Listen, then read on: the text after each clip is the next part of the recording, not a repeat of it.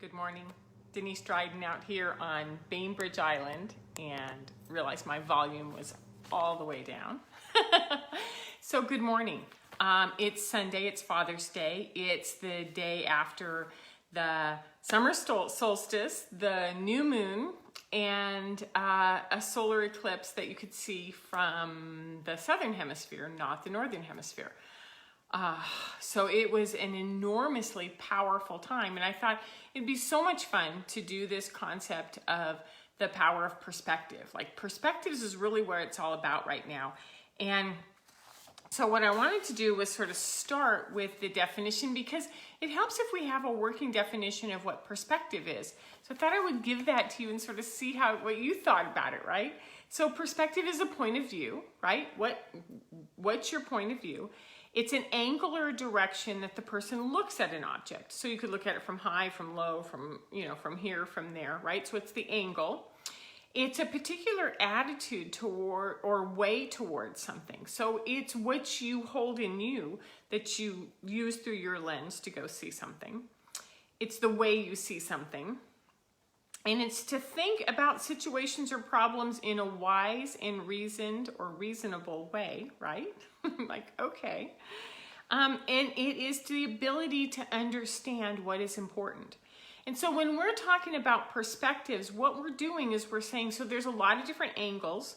There's a lens that I hold and an ability to understand what I'm seeing in order to bring it into the next level. So it makes sense that it's a really important topic right now because we each have our own experiences, our own points of view, our own understandings, right? And these understandings, they come across in how we build these particular lenses, these particular concepts that we have of ourselves in the world.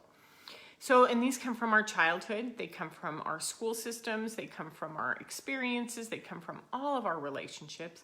And so we have this lens that's been created carefully over decades of experiences. And it starts when we're infants, and there's this video I did years ago called Scan, Record, and Play Back, where infants and toddlers, they scan and they watch mom and dad, they watch siblings, they watch grandparents, they watch the world around them, and wherever you take them, they scan it, they document it, and then they play it back, because that's all that they know. Okay? So we duplicate what we see, how we feel as infants and toddlers. And then, as we individuate, as we grow up, we begin to have our own perspectives that are separate from the adults that raised us, right? And whether we want to or not, those are still going to be, those old original recordings are going to be embedded in us. And so there's times when you're like, oh my God, I sound exactly like my mother. Or I just said something exactly like my father. So what I wanted to bring into this is that there's this early training that happens in childhood, which is, this is me, and this and this is who I am. And then the next big growth period is like, there's another spot over here. There's another human being. That could be mother, that could be father, that could be sister, that could be brother. It could be anything. And so all of a sudden, dog, cat, right? Toy, crib, blanket, you name it. Okay, so we go from 1 to 2, and then there's you and there's the other. And this is that direct line, and that's called polarity. There are two poles. There's this perspective and there's this perspective. And so this polarity system is built into us from birth on, and it is a 2-point system. It has 2 points, one and the other. And that we divide into sections of, this is me and that's them. This is what I feel and that's what they feel. And so we begin this process at a very early stage of saying, I'm right, they're wrong. I'm good, they're bad. Or they're good, I'm bad, right? And so we make these comparisons between these two polarities, these 2 points. And as long as we stay stuck in these 2 points, what happens is that if you're in a 2-point system and the other does something that you don't like, they say something, their tone of voice, their look, their their anger, their something, right? And they do something. There's only one line zing right over here. So it goes zing, zing, zing, zing, zing. So you're locked in this polarity. And this awful part of causing a reaction in you is completely dictated by the other that you're attached to, right? And so we come up with this, like, you know, it's time to get even, or tit for tat. They did this, I'm going to do that. There's blame, it's their fault. There's pointing the finger. There's all of these things where you start to go, if that would stop, then I would feel better, because we're locked in this single line polarity. And you get zinged. Every time you're in polarity, you get zinged, because whatever that other object does affects you energetically. It hurts. You take it personally. And you get really good at the game of, if you're going to do this, then I'm going to do that. And we do it with our parents. And then we do it with our friends. We do it in our relationships. When we have children, we do it with our children. We do it with the other. So when we are zinged, we're activated and we feel hurt. We feel a memory come back. Oh my God, she said it just the way someone else said it. And when they said it, it hurts, it activates, as Eckhart Tolle talks about the pain body. You know, that memory comes up and you're like, whoa, they can't believe that you said that to me. How dare you? And then you know, we get back into this zing, zing, zing, zing, zing, zing. So this polarity concept is based on the perspective of identifying one person as the other. So whatever the other does at the end of the pole is in direct relationship to you, and it affects your energy system. So I want to sort of shift just a tad bit over to, I remember doing a lot of studying and being ready for 2012, right? When 2012 comes along, wow, everything's going to change. And, you know, December 21st, 2012 came, and it was like, not seeing much, not experiencing much. And then I started to continue to do more reading. And what came up were two things that I was not really happy about hearing. Number one is, now's the time to start working on your fears. Do your work. And I'm like, what does that really mean? And the second thing was, this really isn't going to get going until 2019, 2020. And I'm like, 8 years? I've waited this long for 2012, and now they're saying 8 more years? Now, so over those 8 years, what I've seen is a lot of culture putting things out like, let it go, release it. You know, it's time to do your own work, put it down. And now from the perspective of 2020, I'm like, man, how did they know that this was going to be so hard right now, that all of our polarity strings were going to get zinged constantly between what's going on in the pandemic, what's going on in politics, what's going on in judgment in grocery stores, wearing masks, not wearing masks. All of these polarities are getting zinged. And so it was pretty spot on. So for those who did their work, those who said, what's inside of me? What are some of those recorded pieces that are going to respond all the time? And how do I start to neutralize those? It might be a little bit easier. And for those who didn't do that, this is a really challenging time right now, because now we have to find out what those fears, what those memories, what those pieces are that keep coming up every time we're zinged. Now, to go back to the concept of perspectives, if we expand from a two-pole system, other, me, right? Zing, zing, zing, zing. Then what we have is a multi-pole system, which is, what if you're in the spot and you have a perspective over there, and one over there, and one over there, and one over there, and one over there? It spreads out the energy a little bit more. And it means that when somebody, your child, your teenager, like says something to you, you can go like, okay, I can see what he's doing, but I have all these other perspectives at work, and I understand that he's in a place where he wants to zing me, and we don't take it as personally because it's spread out. We have other perspectives to deal with. We are multi-dimensional. We spread it out. And so I took the picture of the diamond that I used on the promo which is all of these facets, right? The more facets we get, the more parts we have for reflection, and the more that the light can come in. And so as we increase these perspectives, it gets a lot easier for us to stay away from those energetic zings that come in all the time. So the power that's possible from these multiple perspectives is enormous. With these many facets, with these many points of view, it means that our personal relationships and our skills get a lot more diverse as well. We have multiple points of view. We have multiple angles. We can see what's really going on because, like, for instance, it's one thing to be dead at the center of this. It's the other thing to be up on the edge and saying, I'm coming at it from a different angle.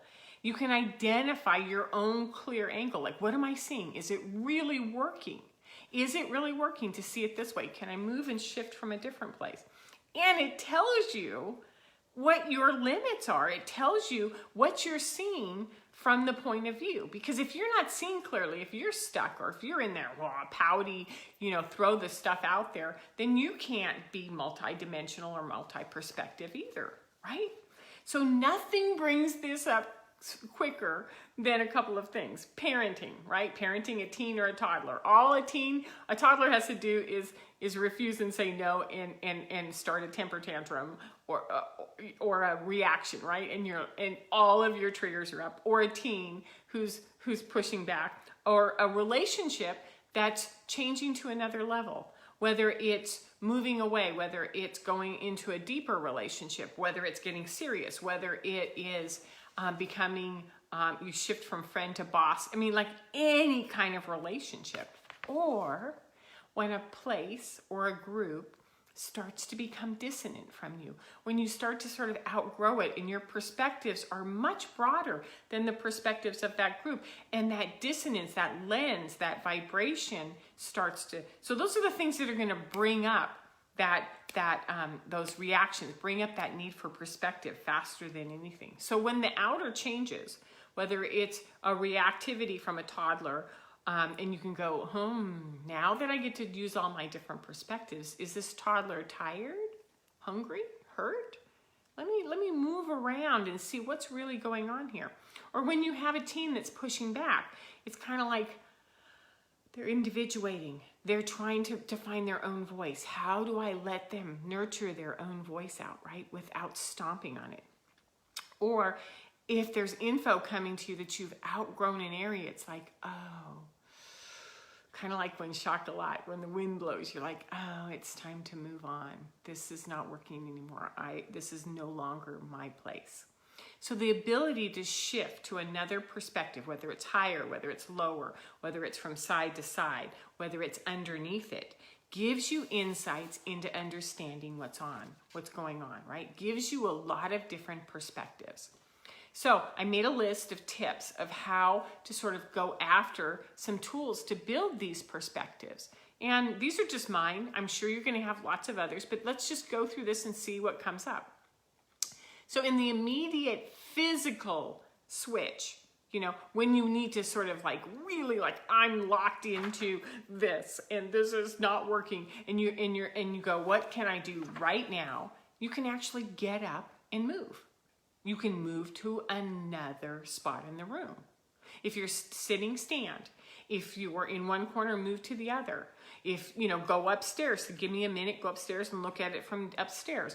Go outside, look at the house and come back in. Do whatever you need to do and go, what am I seeing? What am I feeling? What am I missing here? Something's off and I'm locked in this polarity of good and bad, right or wrong, and blame.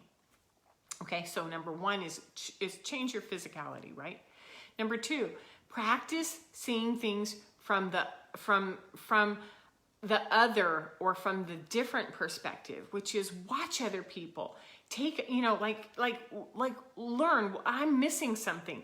I need to get some training here. So you take classes or you join a group and you're open and you're like, I want to learn how other people deal with teenagers when they're individuating. I want to learn how to talk to my partner in a way that doesn't get us in this trap of power struggles.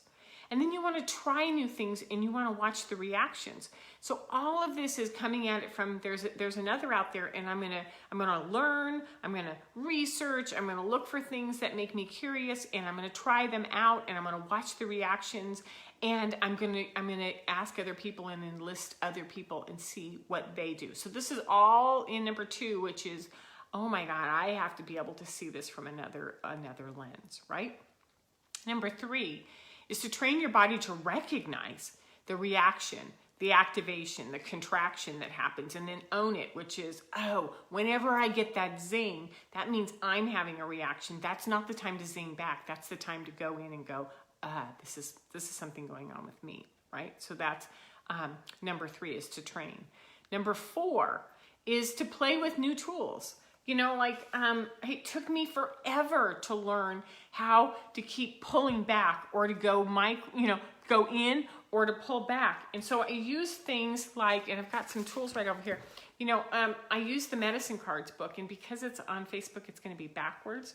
And so, you know, it might look like, you know, I got to get up and see the owl's view, or I need to see the lizard and go down to the small. I need to be more observant. But I would pull a card and go, what is going on right now? And then I would just read it, and it would start to teach me. The other one that I really like a lot is Kim Krantz, because at the bottom of each of her cards in the book, what she does is she tells you, you know, what the benefits are, what the challenges are, and what you can do to get out of it, right here at the bottom. Oh, spider, that was beautiful. Okay, so that was number 4, is to get some new tools, get some tools that actually help practice and play. There's information out there. Let the animals, for me, animals and animal medicine taught me.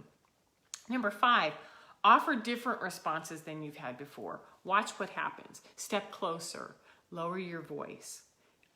Don't look directly at someone, look sideways. Put everything down and be completely present. Watch your body posturing. So try a different response. Number 6, be compassionate at all times. See their perspective, see their issue. Move around in your own views until you can meet them with compassion, which is, I get it. He's angry. He wants to push back right now. And that's his right as a teenager. I have to be able to be compassionate and say, I get it. This is what you need to do. And the last one is to be powerful, which is, you know who you are, you know what you're willing to do, and you know what you're not willing to do. So you can be compassionate and still be strong, right? Strong like a diamond, multifaceted and solid, and say, I get what you're doing, but my answer is still no. So it helps to be multifaceted. It helps to have different perspectives. And I hope that this video has offered you some tips and some ideas of how to do that. If you want more of my videos, you can find me on my YouTube channel at Denise Dryden. You can also go to my website at denisdrydencoaching.com. Have a great Father's Day. Have a great Sunday, and I'll see you next week. Take care. Bye-bye.